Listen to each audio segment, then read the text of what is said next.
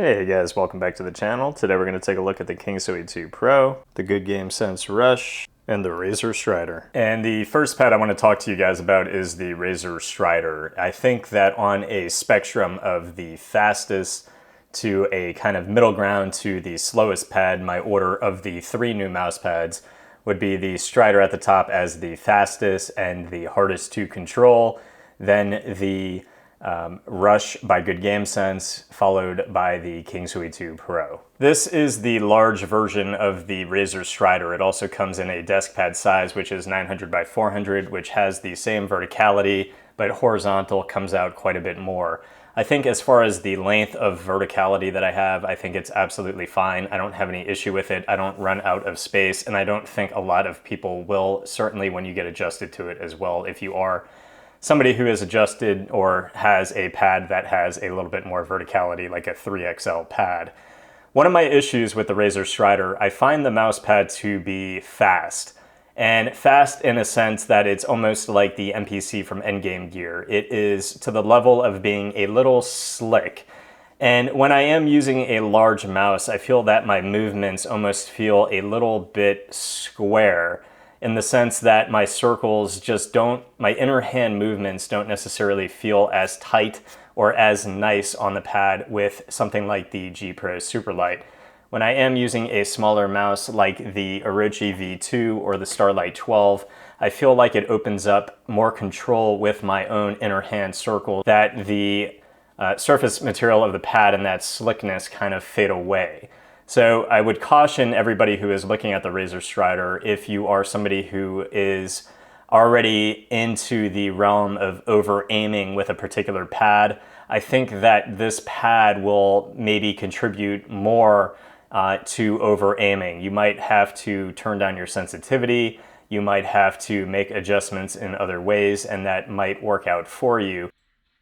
And it is an issue that I have more on larger mice. When I swapped to my Orochi V2 and my Starlight 12 small, now that I had more control of my own inner circular movements with my own manual power and the way that I grip smaller mice, the issues of the slickness with the Razer Strider fade away, and it really is just a beautiful, consistent pad.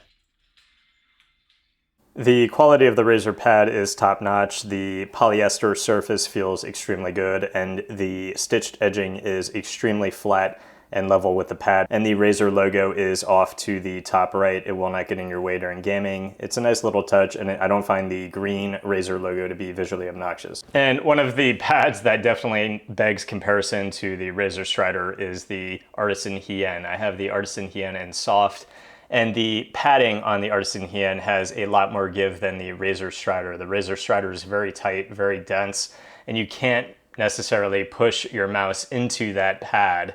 So the speed of the Razer Strider is very, very consistent compared to the Artisan Hien.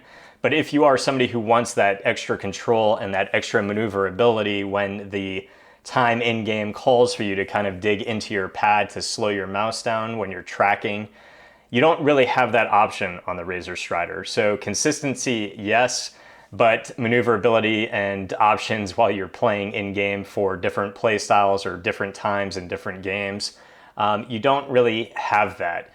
Now, the Artisan Hien, as you are moving the mouse with dynamic movements, you don't necessarily feel the bumpiness of that raised surface quite as much as the Razer Strider. You can really feel a lot of that surface material on the mouse skates themselves as you are moving the mouse over the pad.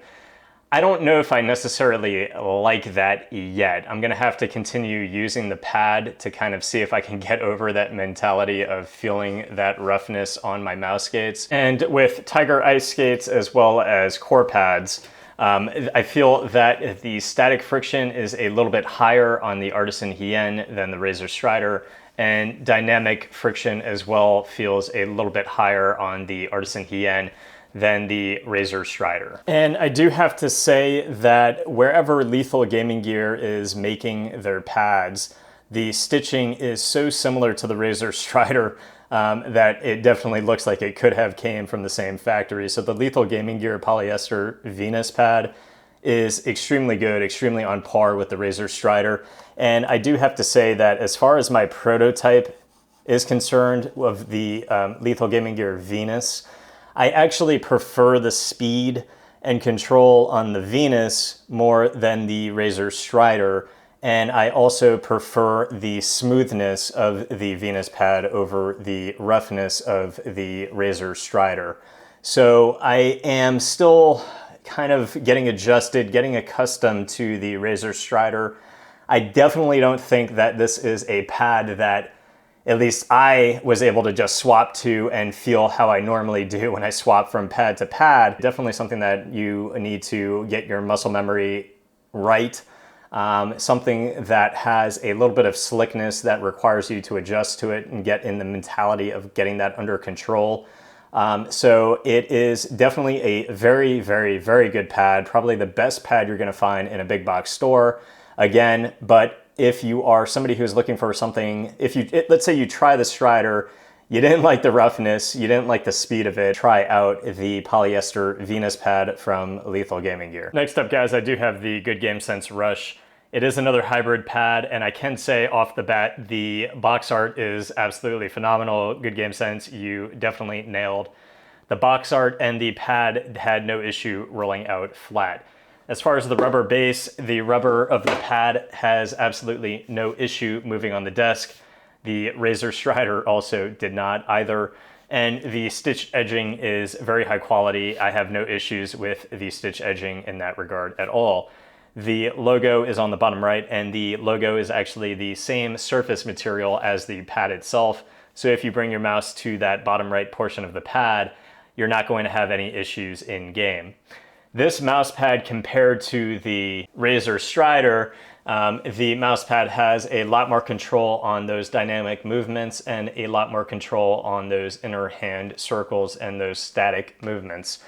The pad definitely has, I would say, a lower amount of static friction than most cloth pads or control pads, and the dynamic friction is probably a little bit higher than both the Artisan Hien, the Razer Strider, as well as the Lethal Gaming Gear Venus.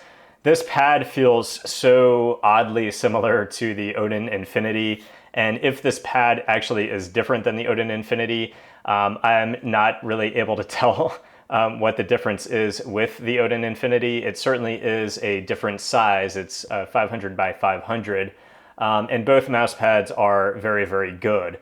I don't have an Odin Infinity for direct comparison because I did give it away to my nephew who was absolutely in love with the pad. But from what I am going off of on memory, I think that the pad feels very, very oddly similar to the Odin Infinity. It might just be a tad slower from what I remember when I used the Odin Infinity in Valorant as well as Apex Legends. In comparison to the other hybrid pads that we are talking about, the Lethal Gaming Gear Venus, the Razer Strider, and other hybrid pads, the pad really does have a nice balance of both static and dynamic friction. Again, those static movements feel very easy and effortless. Definitely a little bit of static friction that you can feel kind of pulling just a little bit. And then those dynamic movements definitely have a bit more control. So a really, really nice middle ground between the Razer Strider and a cloth control pad like the Qingsui 2. But to show you guys a glide test on the Good Gamesense Rush, you can see it's got a nice little stopping power on dynamic movements to get that to come to a nice stop, which is nice given the fact that it is a smoother surface material than the Razer Strider. The Razer Strider actually is rough, so you will see that as you are moving the mouse actually appears to come to a nice dead stop when you are not exerting any force behind it. But when you have force behind your movements, the mouse just feels so fast and glidey compared to the Odin Infinity and the Lethal Gaming Gear Venus. It feels very, very slick and fast. And my Lethal Gaming Gear Venus prototype has a little bit less static friction than the Good Gamesense Rush, a little bit less dynamic friction than the Good Gamesense Rush. So I would put the Razer Strider as the fastest. I would then go to the Lethal Gaming Gear Venus, followed by the Hien, followed by the good Gamesense Rush.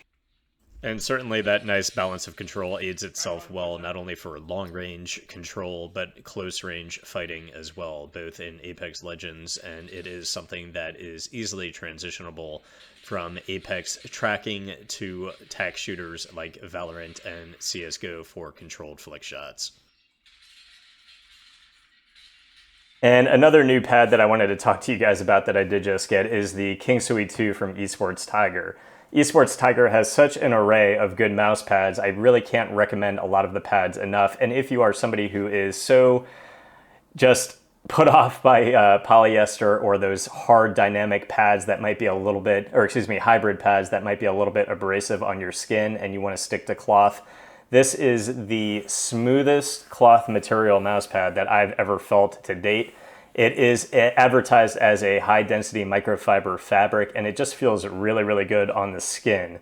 The dynamic friction is definitely lower than the static friction, which is pretty interesting. So if you're somebody who needs a lot of control making those micro adjustments, this definitely will provide that for you. The dynamic friction, again, is less, so it has that ability to have those fast flicks. And then when you are trying to get controlled, this pad is definitely very, very, very controlled and a little bit muddy on those little inner circular and static movements, going from a dead stop to just making those little tiny circles. It's a little bit harder than something like the hybrid pads that we talked about earlier in this video. The best comparison I have for you guys right now between control pads is the XTEN and the Qingsui 2 Pro. The Qingsui 2 Pro surface just feels absolutely phenomenal on the skin compared to the XTEN, and phenomenal on your mouse gates as well compared to the XTEN. But the XTEN has less dynamic friction, less static friction. So if you are somebody who, let's say, tried the XTEN and you're like, what the heck, I need more control than that, the Qingsui 2 definitely provides a bit more dynamic friction and definitely a lot more static friction. Again, I personally prefer having less static friction, so my main pad is still going to be the XTEN as far as cloth pads. But if you're somebody who said, what the heck, this is a control pad, I need more control than this, the Qingsui 2 is an absolute hot purchase. I think it's a phenomenal pad. It feels absolutely awesome on the skin. The thickness being 6 millimeters. I definitely prefer a little bit less, around 3, but the pad foam density is great. It's very, very comfortable. And again, the surface material just feels extremely good on the mouse and on my skin. The Qingsui 2, like the Razer Strider, but in the opposite and more controlled direction, definitely has a warm-up period. At least it did for me, for my own muscle memory to get adjusted to the additional level of control for those inner hand and small staticky type movements when the mouse is at a dead stop and you are trying to move the mouse slowly. The nice thing, though, is that when you get adjusted to that, I found that it lended itself quite well in keeping crosshair placement on opponents in Apex for small little tracking movements. And then the dynamic being faster, I felt was a nice touch and balance in being able to quickly flick to enemies at a distance and then get that additional level of control from the smaller movements. I know a lot of new mouse pads have been hitting the market, and I definitely need to put more time into each of these pads to really know if one of these pads could potentially be my main pad. I think that the Razer Strider is an absolutely phenomenal mouse pad from Razer, and again, from a large company, probably the best mouse pad out of Logitech, Razer, and the biggest brands that are making mouse pads. The material is fast and it is a little harder to control than your typical mouse pad. So keep that in mind. If you're using a larger mouse and you don't have full control with your grip or your palm gripping, I think that the mouse pad can get a little bit tricky and might cause you some issues unless you're able to adjust to that feeling on the pad. The Qingsui 2 Pro is an absolutely phenomenal cloth control pad, and if you're somebody who loves cloth control pads for tac shooters, I think that the Qingsui 2 could potentially be your top pad. The thing is just extremely good, extremely comfortable on the skin. The foam density is great. It is 6mm, but it's not too squishy and it's not too dense. So you have that ability to use the foam to your advantage when you need a little bit additional control. And again, the pad surface, it has a lot of control on static friction. So if you need that, it could really help you in games like CSGO and Valorant, and is just a beautiful pad, both in feel and appearance, especially with that black on gold or gold on black logo. The Good Gamesense Rush is definitely a balance between the faster hybrid pads and the slow control pads. It's got a good balance of static and dynamic friction, not as fast and definitely more controllable than the Razer Strider, and even a step lower than the Lethal Gaming Gear Venus. I think right now, out of the hybrid pads, I still prefer the Lethal Gaming Gear Venus, which is also a 100% polyester surface. But I do want to put more time into the faster Razer Strider. I am somebody who enjoys those fast surfaces. I just need to overcome my own personal hurdles and see if I can overcome my issue with the little bit of slickness, a little bit of the over-aiming, like a similar issue I had with the Endgame Gear MPC Cordura pad. If that helped, guys, please leave a subscription to the channel, and I'll see you guys in the next review. Peace.